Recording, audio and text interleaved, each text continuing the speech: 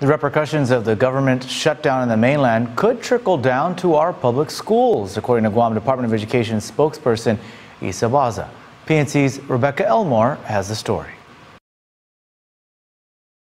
Now that the federal government is at a standstill, what does this mean for federally sourced programs, particularly the ones in our public schools?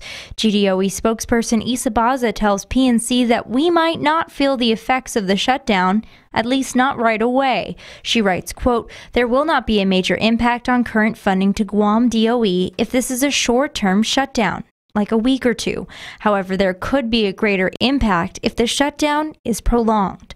Baza explains that there is a process for federal reimbursements, such as the Consolidated Grant Programs, which pays for personnel or food services. In these scenarios, GDOE encumbers the expense and is reimbursed by the federal government shortly after. She says, quote, "In the case where we cannot draw down funds for an extended period, then we would have issues sustaining operations and would have to consider measures to stop services. Assuming the government shutdown does last beyond 2 weeks, application for some grants would be affected. Formal communication with GDOE's federal counterparts would also cease." Baza says, quote, "Typically what happens is that we're able to fund operations with federal funds that have already been drawn down.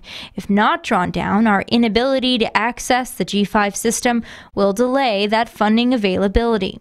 However, she does note that no employees have been furloughed, and in the meantime, GDOE, like the rest of the government agencies affected, will just have to sit and wait out the shutdown. Reporting for PNC News, I'm Rebecca Elmore.